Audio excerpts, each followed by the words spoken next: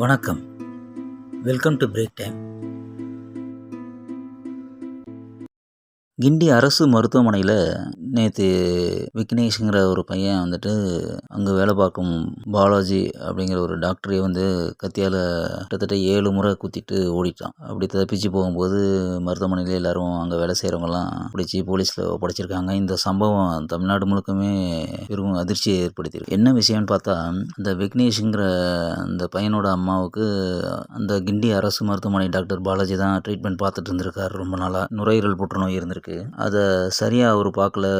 அவர் பார்த்த ட்ரீட்மெண்ட்டில் நிறைய side effect வந்திருக்கு அப்படின்னு சொல்லிட்டு அந்த கோபத்தில் தான் அந்த பையன் கத்தியால் குத்திருக்கான். எந்த விதத்திலும் அந்த பையன் செஞ்சது தவறு தான். இருந்தாலும் கவர்மெண்ட் டாக்டர்ஸ்லாம் வர பேஷண்ட்டை எப்படி பார்க்குறாங்க அப்படிங்கிறதுக்கு இந்த சம்பவம் ஒரு உதாரணம். பொதுவாகவே கவர்மெண்ட் ஹாஸ்பிட்டலில் நிறையா கம்ப்ளைண்ட்ஸ் இருக்குது. பேஷண்ட்டை சரியாக ட்ரீட் பண்ணுறது இல்லை. முக்கியமாக வர ட்ரீட்மெண்ட்டை பற்றி ஒரு விளக்கம் கொடுக்கறதுக்கு யாருக்கும் விருப்பம் கிடையாது. ஒரு டாக்டர் எனக்கு தெரியாதா அப்படின்னு ஒரே வார்த்தையில் முடிச்சிருவாங்க. ரொம்ப கேர்லெஸ்ஸாக பேசுகிறது, இதெல்லாம் தான் ஒரு ஒட்டுமொத்த கோபமாக மாறி அந்த இளைஞன் மூலமாக நடந்திருக்கு. அந்த பையன் ரொம்ப நாளாக அவங்க அம்மாவுக்கு ட்ரீட்மெண்ட் அங்கே தான் பார்த்துட்டு இருந்திருக்கான். நடுவில் ப்ரைவேட் ஹாஸ்பிட்டலில் கூப்பிட்டு போய் செக் பண்ணியிருக்கான். அப்போ அங்கே உள்ள டாக்டர் என்ன சொல்லியிருக்காங்கன்னா, உங்களுக்கு ட்ரீட்மெண்ட்டை பார்த்த இடத்துல தான் சரியாக பண்ணலை, அதில் சைடு எஃபெக்ட் அதிகமாக இருக்குது, இதை வச்சு நீங்கள் கேஸ் போடலாம் அப்படின்னு சொல்லி அவனை ஏற்றி விட்ருக்காங்க. அந்த கோபத்தில் தான் இந்த மாதிரி குத்திருக்கான். ட்ரீட்மெண்ட் பார்க்க வேண்டிய டாக்டரையே குத்திட்டு போனான். அப்புறம் யார் ட்ரீட்மெண்ட் பார்க்கறது? நாளைக்கு அந்த அம்மாவுக்கு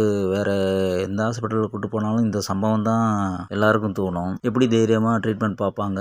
இதில் என்ன கொடுமைன்னா, அந்த டாக்டரும் ஒரு ஹார்ட் பேஷண்ட்டு, கத்தியால் குத்தின அந்த பையனும் ஒரு ஹார்ட் பேஷண்ட்டு, அவனுக்கு ஃபிட்ஸும் இருக்குது, அவனும் உடல்நிலை சரியில்லாதவன் தான். ஒரு அம்மா பாசத்தில் இந்த மாதிரி ஒரு சம்பவத்தை பண்ணிட்டான். நல்ல வேளை அவர் உயிர் பொழைச்சிட்டாரு, இப்போ நல்லா இருக்காரு. இருந்தாலும் அந்த டாக்டரோட ட்ரீட்மெண்ட் ஹிஸ்ட்ரியெல்லாம் எடுத்து பார்க்கணும். உண்மையிலே அவர் எப்படி பண்ணியிருக்காரு, எதனால் இந்த சம்பவம் நடந்தது அப்படிங்கிற விசாரணையும் நடத்தினா முழு தீர்வு கிடைக்கும். உங்களுக்கு இந்த சேனல் பிடிச்சிருந்தா மறக்காமல் லைக் பண்ணுங்கள், கமெண்ட் பண்ணுங்கள், ஷேர் பண்ணுங்கள், சப்ஸ்கிரைப் பண்ணுங்கள். தேங்க்ஸ்.